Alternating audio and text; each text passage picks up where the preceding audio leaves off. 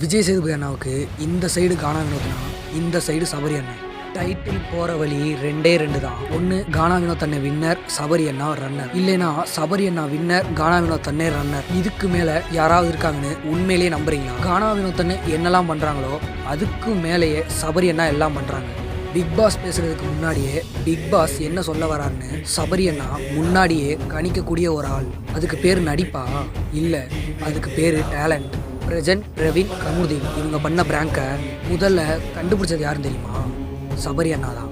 Big pass சாண்ட்ராவுக்கு சீக்கிரட்டாக ஒரு task கொடுத்துருப்பாங்க. அதையும் முதல்ல கண்டுபிடிச்சது சபரி அண்ணா தான். சபரி அண்ணா நடிக்கிறாரு 80-85 நாள் ஆச்சு, இன்னும் பேசுகிறீங்க. ஒரு மனிதனால் இவ்வளோ நாள் நடிக்க முடியுமா? முடியும்னா நீங்கள் நடிச்சு காட்டுங்க, இல்லைன்னா சும்மா இருங்க. கோட் டாஸ்க் பார்த்தீங்களா? சபரி அண்ணா வாதாடின விதம், அரோரா, விக்கல்ஸ், விக்ரம், பார்வதி எல்லாரையும் வாயை அடைக்க வச்ச அந்த நிமிஷம் டேலண்ட் என்னன்னு காட்டுச்சு. ஆனால் இப்படி ஒரு திறமை ஏன் வெளியில் வர மாட்டேங்குது தெரியுமா? பயமாக இருக்குது. அவங்களோட டேலண்ட் பயமாக இருக்குது. நல்லா கவனிங்க. சபரி அண்ணாவை பார்க்கும்போது சீசன் 8 டைட்டில் வின்னர் மாதிரி தான் தெரியுறாங்க. கெஸ்ட்டாக வந்தவங்க, ப்ரமோஷனுக்கு வந்தவங்க கானா வினோத் அண்ணாவை கொஞ்சம் தூக்கி வச்சு பேசினாங்க.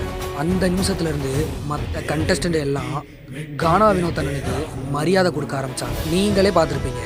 சபரி அண்ணாவை பார்த்தா கானா வினோத் அண்ணாவுக்கு கொஞ்சமாக பதட்டம் வரும். சபரி அண்ணா பேசுகிறப்ப கானா வினோத் அண்ணனோட ரியாக்ஷனை மட்டும் பாருங்கள். கானா வினோத் அண்ணன் யாருக்கும் அப்படி ரியாக்ஷன் கொடுக்க மாட்டாங்க. ஆனால் சபரி அண்ணாட்ட அந்த ரியாக்ஷன் கொடுக்குறாங்க.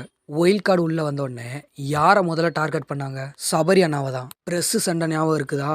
அதெல்லாம் தற்செயலா பயத்தோட வெளிப்பாடு. சபரி அண்ணா மல்டி டேலண்டட், ஆனால் சத்தம் போட மாட்டாங்க. ஆனால் ஆட்டம் ஆட வைக்கும்.